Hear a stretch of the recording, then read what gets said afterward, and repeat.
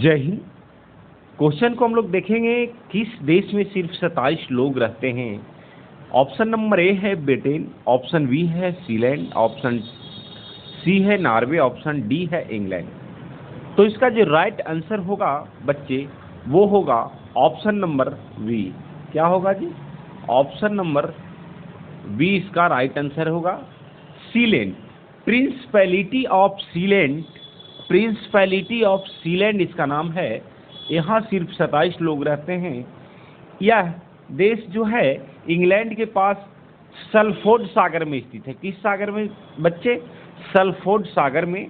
England से करीब 10 kilometre दूर पे स्थित है और इसे रफ फोर्ट के नाम से भी इसे रफ फोर्ट के नाम से जानते हैं। इसे ध्यान रखिएगा। अगला क्वेश्चन है कि भारत में सबसे पहले सूरज कहाँ निकलता है। भारत में सबसे पहले सूरज कहाँ निकलता है?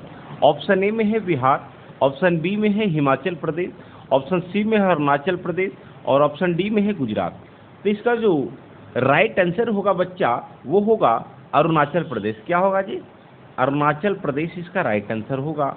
ऑप्शन नंबर सी इसका राइट आंसर होगा। अरुणाचल प्रदेश का एक गांव है जिसको नाम है डोंग। डोंग वह घाटी भी है। डोंग कौन सा गांव जी? डोंग गांव है, वह घाटी भी है। अरुणाचल प्रदेश के लोहित जिला में ये पड़ता है। किस जिला में? लोहित जिला में पड़ता है। यह जो गांव है बच्चा डोंग, यह जो गांव है क्या नाम है? डोंग। ये डोंग को त्रिजंक्शन के नाम से जानते हैं। किस चीज के नाम से जानते हैं बच्चे? त्रिजंक्शन के नाम से जानते हैं, इसलिए कि यह गांव भारत, चीन और म्यांमार, किसके किसके?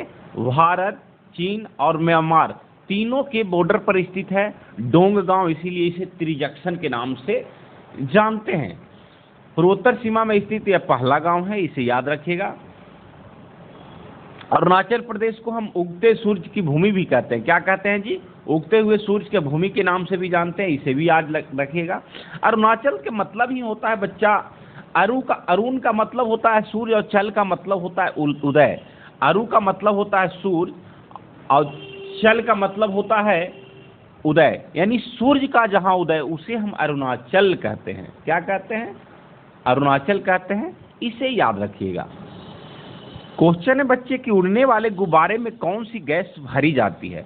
जो गुब्बारा उड़ता है ऊपर, आप देखते होंगे वो लोग उड़ाते हैं तो उसमें किस गैस की प्रयोग किया जाता है? ऑप्शन नंबर ए में है नाइट्रोजन गैस, ऑप्शन बी में है हीलियम गैस, ऑप्शन सी में है ऑक्सीजन गैस, ऑप्शन डी में है लिथियम गैस। तो इसका जो राइट आंसर होगा, इस गुब्बारे में जो भरा जाता है बच्चा वो हीलियम गैस भरा जाता है। क्या भरा जाता है? हीलियम गैस भरा जाता है। Helium gas, option number B right answer. Helium gas को हम उत्कृष्ट गैस के नाम से भी जानते हैं। किस गैस के नाम से? उत्कृष्ट गैस से। ये वायु से हल्की होती है, इसीलिए भरा जाता है कि वायु में के ऊपर उड़े। वायु से भी हल्का होता है, इसे उत्कृष्ट गैस के नाम से जानते हैं। इसे नोबेल गैस के नाम से जानते हैं। किसे? हीलियम को नोबेल गैस के भी नाम से जाने जाते हैं। इसीलिए इसको गुब्बारों में इसका प्रयोग होता है। हवाई जहाज में भी प्रयोग होता है। हवाई जहाज का जो इसमें भी प्रयोग किया जाता है, जो टायर होता है उसमें। लेकिन कभी कभी अब जो है नाइट्रोजन गैस का भी प्रयोग होने लगा है। किसका? नाइट्रोजन को। इसे भी याद रखिएगा, कहीं कहीं जो वायु आन के टायर है उसमें अब ये भी प्रयोग होने लगा है नाइट्रोजन गैस। आगे चलते हैं। अगला क्वेश्चन कहता है बच्चे कि भारत का सबसे बड़ा राज्य कौन सा है। तो आप लोग जानते हैं कि क्षेत्रफल की दृष्टि से ही बात कर रहा है। अगर सबसे बड़ा राज्य पूछे डायरेक्ट तो क्षेत्रफल के दृष्टि से ही पूछ रहा है, और क्षेत्रफल के दृष्टि से भारत की सबसे बड़ा राज्य है वो है राजस्थान। क्या है? Rajasthan. Option number C is right answer. अगला क्वेश्चन है कि वर्तमान में भारत में कुल कितने राज्य हैं। तो वर्तमान में भारत में कुल 28 राज्य और 8 केंद्र शासित प्रदेश है, इसे भी याद रखिएगा। 28 राज्य और 8 केंद्र शासित प्रदेश। फिर कहता है कि भारत की सबसे चौड़ी नदी कौन सी है। भारत की सबसे चौड़ी नदी जो है बच्चे वो ब्रह्मपुत्र नदी है। क्या है? ब्रह्मपुत्र। ये भारत में जो ब्रह्मपुत्र नदी है जो एकमात्र है जो पुल्लिंग है, बाकी सभी नदियां स्त्रीलिंग है, लेकिन ब्रह्मपुत्र पुल्लिंग है। इसका हो जाएगा ब्रह्मपुत्र नदी।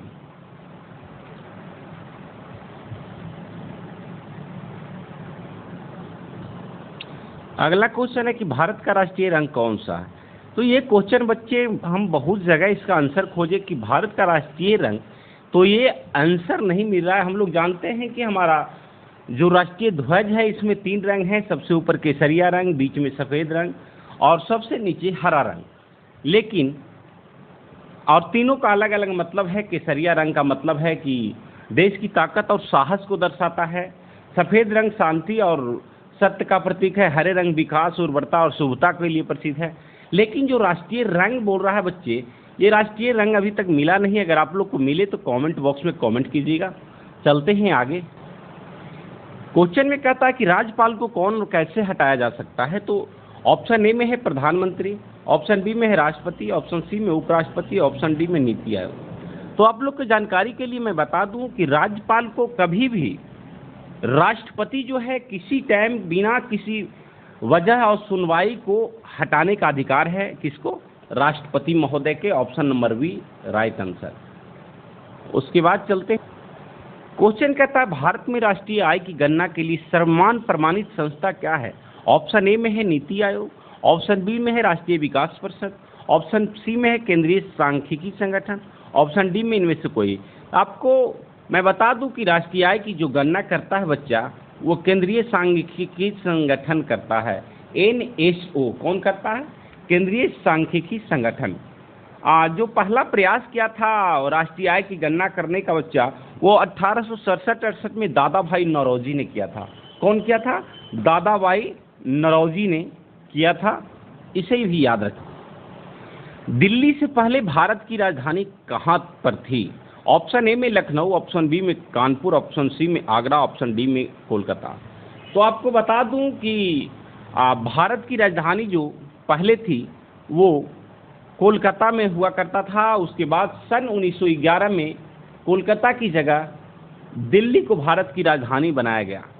आपको ये भी जानकारी के लिए बता दूं कि सन 1857 के विद्रोह के ठीक 1 साल बाद प्रयागराज यानी इलाहाबाद को भी एक दिन के लिए भारत का राजधानी बनाया गया था। एक दिन के लिए। इसे भी आप लोग नोट डाउन कीजिएगा और याद रखिएगा। क्वेश्चन कहता है कि भारत में कुल कितने जिले हैं, डिस्ट्रिक्ट कितने हैं।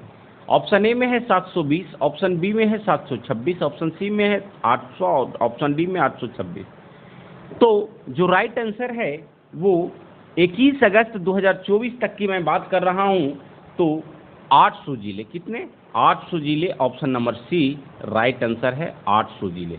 कितने जिले हैं जी? 800 जिले। आगे कहता है भारत के दिल किस राज्य को कहा जाता है। तो भारत का दिल ऑप्शन नंबर ए में है दिल्ली, ऑप्शन बी में उत्तर प्रदेश, ऑप्शन सी में है मध्य प्रदेश और ऑप्शन डी में है गोवा। तो कभी कभी लोग कंफ्यूज कर देता है कि दिल्ली है दिल वाले को, इसका मतलब भारत का दिल दिल्ली नहीं। भारत का जो दिल है बच्चे वो मध्य प्रदेश है। कौन है? मध्य प्रदेश। मध्य प्रदेश को क्यों कहा जाता है भारत का दिल? क्योंकि यह भौगोलिक दृष्टिकोण से पूरे भारत के मध्य में स्थित है, इसीलिए मध्य प्रदेश को भारत का दिल कहा जाता है। तो ये था 10 क्वेश्चन जिसे आप लोग नोट डाउन कीजिएगा। जो क्वेश्चन नहीं आता है और अगर आता है भी तो रिवीजन करते रहिएगा। मिलते हैं अगले वीडियो में, तब तक के लिए जय हिंद।